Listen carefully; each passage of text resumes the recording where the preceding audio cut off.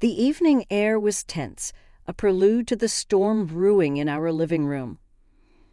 "What do you mean she's moving in tomorrow?" I asked Greg, my voice barely containing the shock and anger. Greg didn't even flinch. "It's decided, Elise. Mom's coming to live with us. It makes sense, especially now," he said. "How can you make such a decision alone?" I countered, feeling the walls of our home closing in on me. "What about our plans, the rooms?" He had that all-knowing look, the one that always set me on edge. "We'll convert your home office. It's the only logical solution." "My office, Greg. That's my space, my sanctuary." I protested. "You don't really need it," he said dismissively. "Besides, I pay the rent here, $3,000 a month. That gives me a say in how we use the space." I was stunned. This house, the one my parents had passed down to me, now felt alien, controlled by Greg's financial hold over it.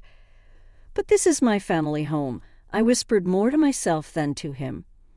"Your family home or not, I'm the one footing the bills. Now get your stuff cleared out by tomorrow." That night I couldn't sleep.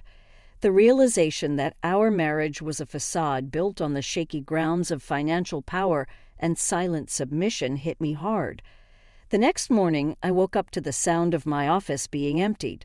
Marion, Greg's mother, arrived with her suitcases, an unwelcome guest in my own home. In the days that followed, the tension escalated. Marion's presence was overbearing.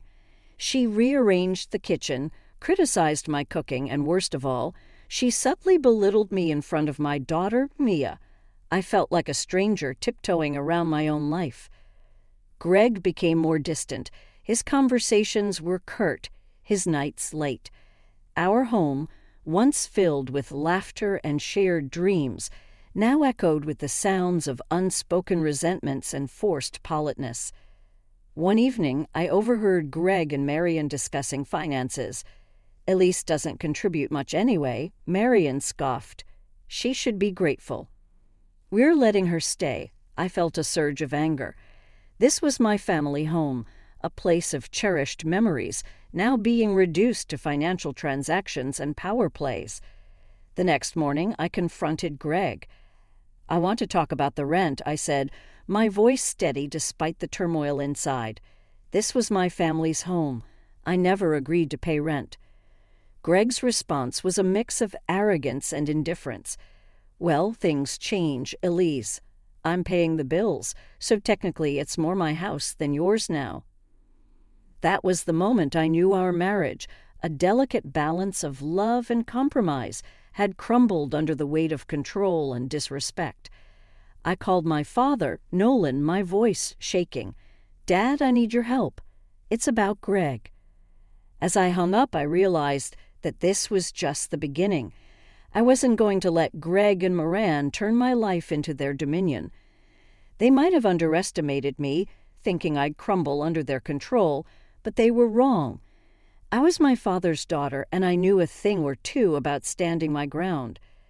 Sitting in the empty room that used to be my office, I couldn't help but reminisce about the early days with Greg. We were like two pieces of a puzzle, fitting perfectly with our differences. But now those differences were tearing us apart.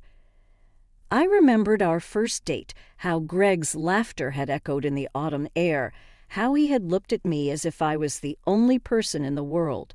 It was hard to reconcile that memory with the man who had just usurped my family home.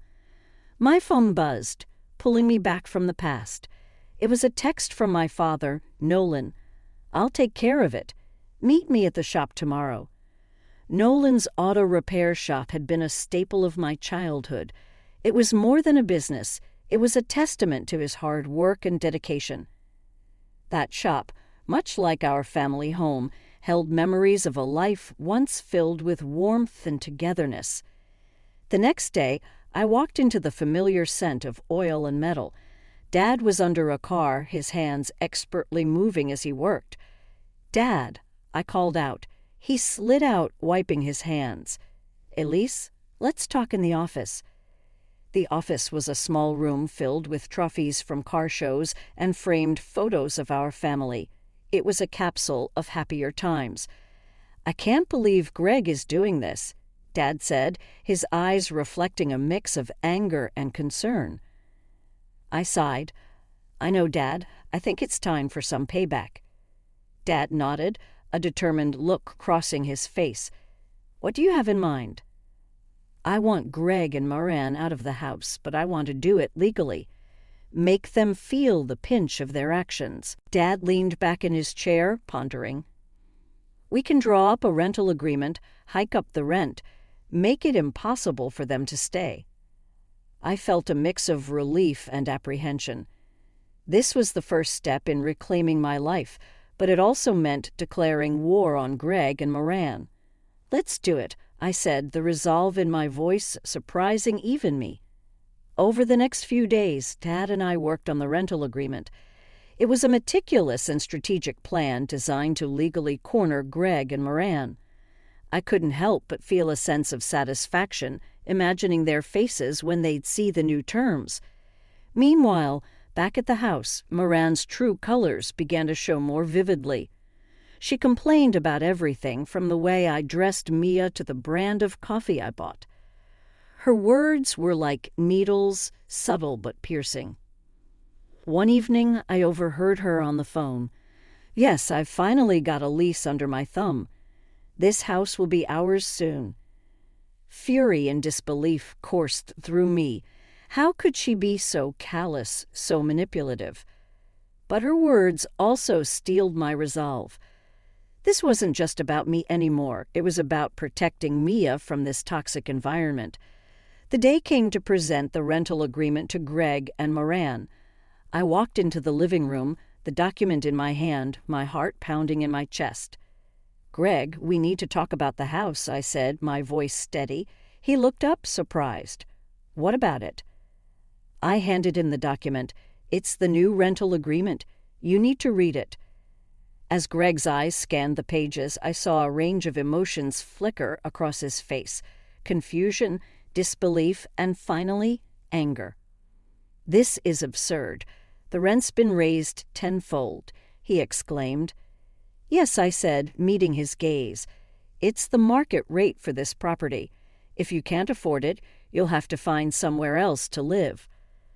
Greg's face turned red, his anger palpable. "You can't do this to us." "I can and I am," I replied, feeling a sense of empowerment I hadn't felt in years. "This is my family home, Greg. You've forgotten that, but I haven't." The days following the presentation of the rental agreement were a blend of silent battles and open confrontations.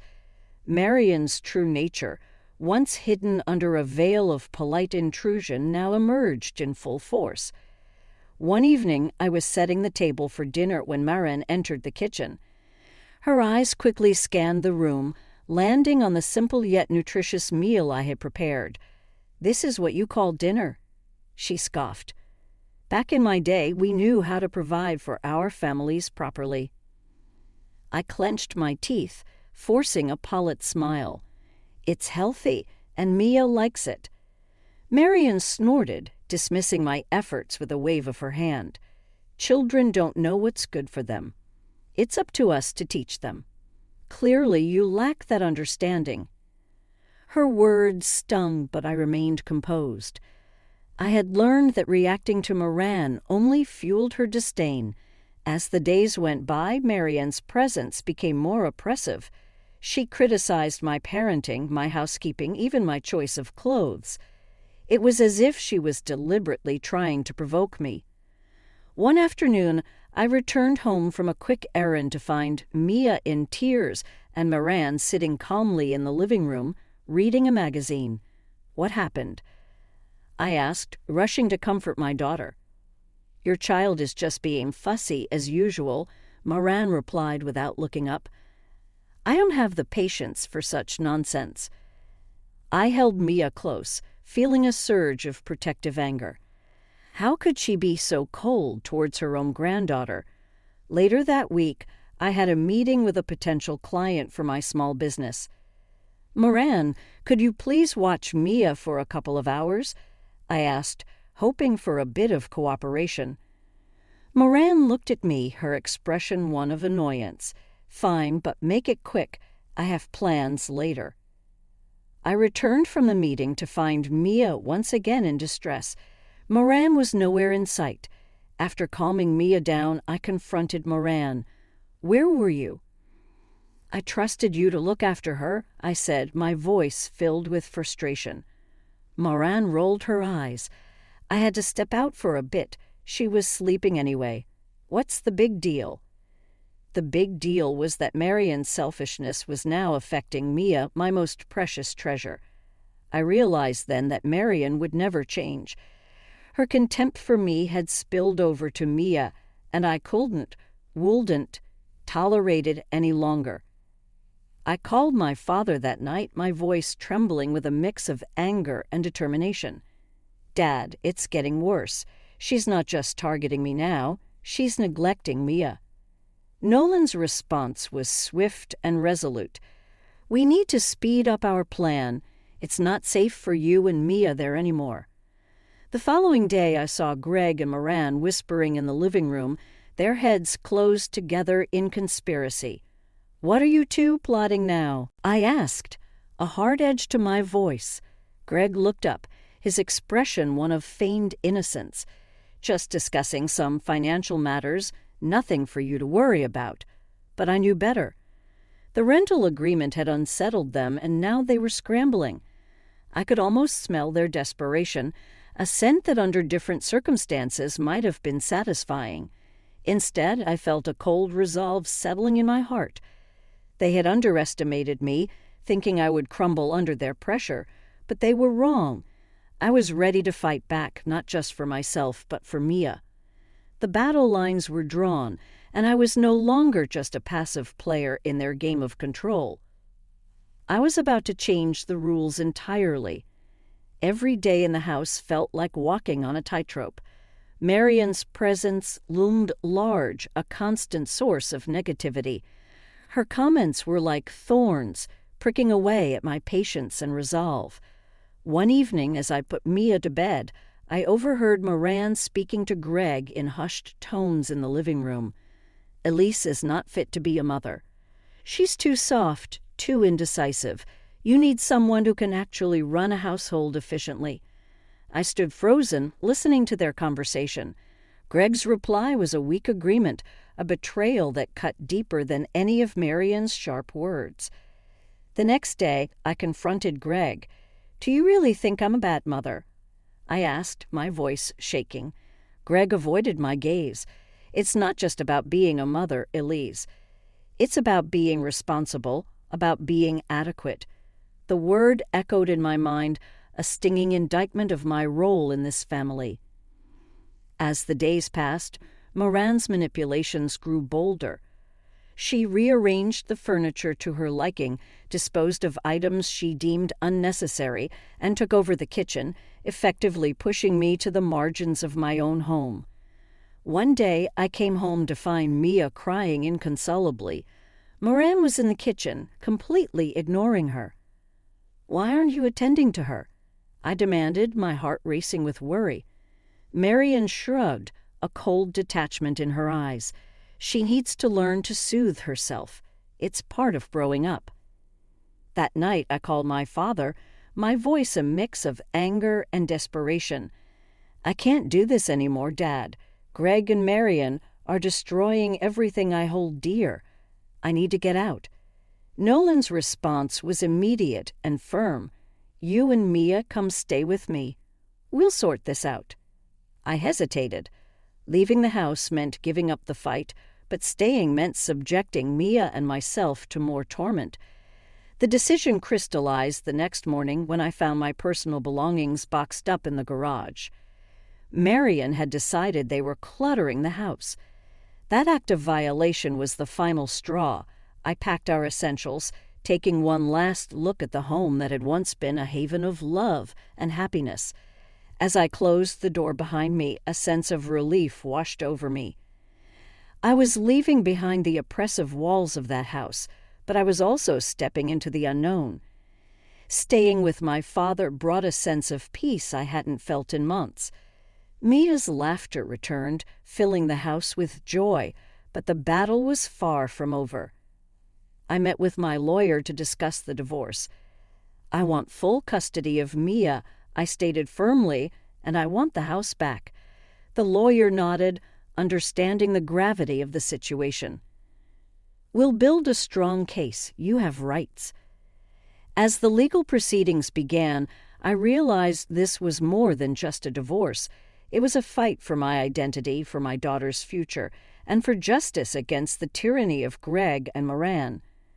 Greg's reaction to the divorce papers was a mix of shock and anger. You're making a mistake, Elise. You won't win this. But I was resolute.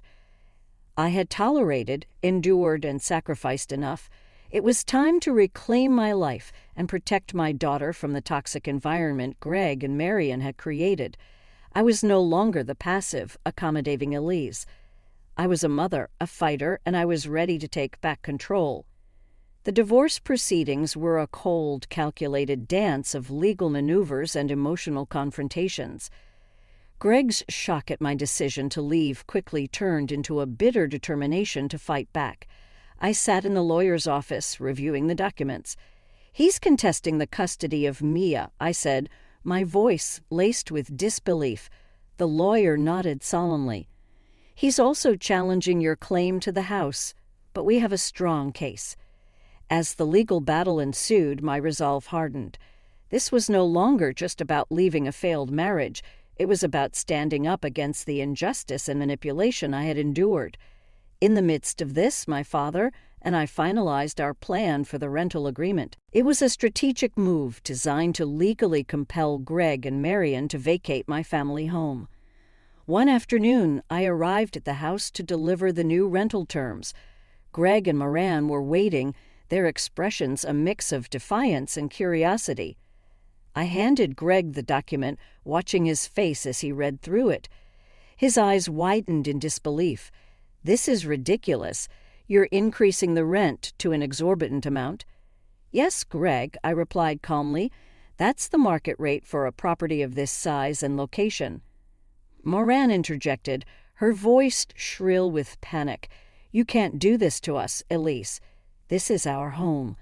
No, Moran, I countered, standing my ground. This is my family home. You and Greg have made it clear that I'm not welcome here. So if you wish to stay, these are the new terms. Greg slammed the document on the table, his anger palpable. We'll fight this. You won't get away with it. But behind his words, I sensed his fear. The realization that they were losing control was dawning on them. As I left the house, a bittersweet feeling enveloped me. I had taken a significant step in reclaiming my home, but the sight of Mia's abandoned toys in the living room reminded me of the personal cost of this battle.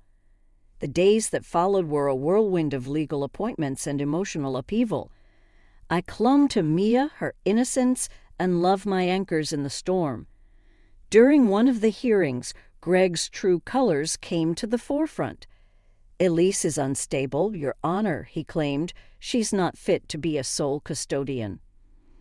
I listened, my heart pounding, as my lawyer countered his baseless accusations with evidence of my stable income and loving relationship with Mia. In a subsequent meeting, Greg's lawyer proposed a settlement. Greg is willing to relinquish his claim to the house in exchange for joint custody and a reduction in the rent. I hesitated, torn between the desire to end this battle and the need to protect Mia from Greg and Marion's toxic influence. But then I remembered Mia's tears, Marion's callousness, and Greg's betrayal. This was no longer just about winning a legal battle. It was about justice and setting an example for my daughter. I refuse, I said firmly. I will not compromise on Mia's well-being or my family home. The decision to continue the fight was a difficult one, but it was necessary.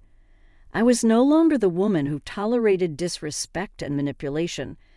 I was fighting for my rights, for my daughter's future, and for the dignity that Greg and Moran had tried to strip away from me. The battle lines were drawn, and I was ready for whatever came next.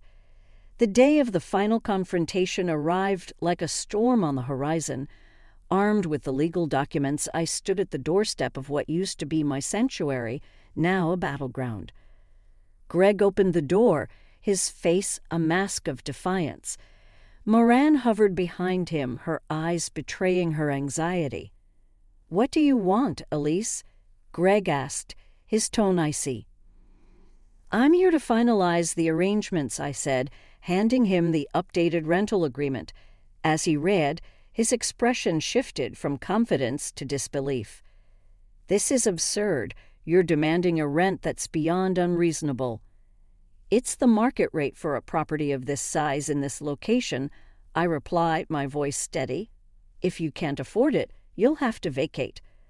Moran stepped forward, her voice trembling. "You can't do this to us. We have nowhere else to go." "That was your choice when you decided to push me out of my own home," I said, meeting her gaze. Greg slammed the document on the table. "We'll see what the court has to say about this. You're not going to get away with trying to evict us from our home." "This ceased being your home when you chose to disregard my rights and my feelings," I retorted. The air was thick with tension, the once familiar living room feeling like a foreign land. I looked around, memories flooding back of laughter, love, and a life that once was. Now it was just a shell housing bitterness and betrayal. As I turned to leave, Marion's voice stopped me. "Elise, please. We can negotiate. There must be a way to resolve this." I paused, considering her words. Then, with a resolve that surprised even me, I said, "There's nothing left to negotiate. You made your decision when you chose to side with Greg against me and Mia." With that, I walked out of the house, leaving behind the echoes of a life that no longer existed. The days that followed were a mix of relief and uncertainty. The legal proceedings were grueling, but my resolve never wavered. I was fighting for my dignity, for my daughter, for the justice that had been denied to me. Eventually, the court ruled in my favor. Greg and Marion were given a month to vacate the property. The news hit them like a tidal wave, washing away the last vestiges of their control and arrogance. I watched from a distance as they moved out, their belongings a testament to their shattered dreams and misplaced ambitions. In their eyes, I saw the realization of their defeat, the understanding that their manipulations had backfired. As I stepped back into my family home, now empty of their presence, a sense of peace enveloped me. It was not the peace of victory, but the peace of justice served. I walked through each room, reclaiming the space that had once been ours, mine, and Mia's. The walls that had witnessed so much pain now stood as silent sentinels to a new beginning. I knew the road ahead would be challenging. There would be wounds to heal, memories to reconcile, but for the first time in a long while, I felt a sense of hope. I had fought against the odds, stood up to the tyranny of Greg and Moran, and emerged stronger. This was more than just a legal victory. It was a reclaiming of my life, a testament to the strength I never knew I possessed. The dust had settled, the legal battles were over, and the once turbulent house was now calm. As I stood in the empty living room, the memories of what had transpired echoed in the silence. Mia played in the corner, her laughter a balm to my weary heart. Watching her, I realized that this struggle, though fraught with pain, was necessary. It wasn't just a fight for a house. It was a battle for our future, for our peace. The day Greg and Moran left, I saw a glimpse of realization in their eyes, a dawning understanding of the consequences of their actions. Moran looked back at the house, her expression one of loss and regret. Greg, defeated and subdued, didn't meet my gaze. In the weeks that followed, I focused on rebuilding my life. I returned to my small business, finding solace in the familiar routine and the support of my regular customers. Mia thrived in the newfound stability, her resilience a testament to the strength of our bond. One afternoon, as I was closing the shop, a familiar face appeared at the door. It was Greg. He looked different, the arrogance replaced by a certain humility. Alice, he began awkwardly, I wanted to apologize for everything. I listened, a mix of surprise and skepticism. Why now, Greg? He sighed, a deep, weary sound. Losing the house, the divorce, it made me realize how wrong I was, how much I lost because of my pride and my mother's influence. I considered his words, the years of pain and struggle flashing through my mind. Your apology doesn't change what happened, Greg, but I accept it for Mia's sake. Greg nodded, a look of relief passing over his face. Thank you, Elise, and I'm sorry. Truly. As he walked away, I felt a chapter of my life closing. Greg's apology didn't erase the past, but it offered closure, a finality to the turmoil we had endured. In the months that followed, I renovated the house, turning it into a home once again. The walls were repainted, the rooms refurnished, and new memories were made. It was a sanctuary for Mia and me, a place of healing and growth. I often sat on the porch, watching Mia play in the yard, reflecting on our journey. The challenges had been immense, but they had also revealed a strength I never knew I possessed. Your story isn't just about revenge. It's a tale of empowerment, of rising above trials and tribulations to forge a better future for yourself and your daughter. The house, once a battleground of conflict and manipulation, was now a haven of peace and hope. It was a reminder that sometimes the hardest battles lead to the most rewarding victories. As the sun set, casting a warm glow over the yard, I held Mia close, grateful for the journey that had brought us here. We had overcome, we had triumphed,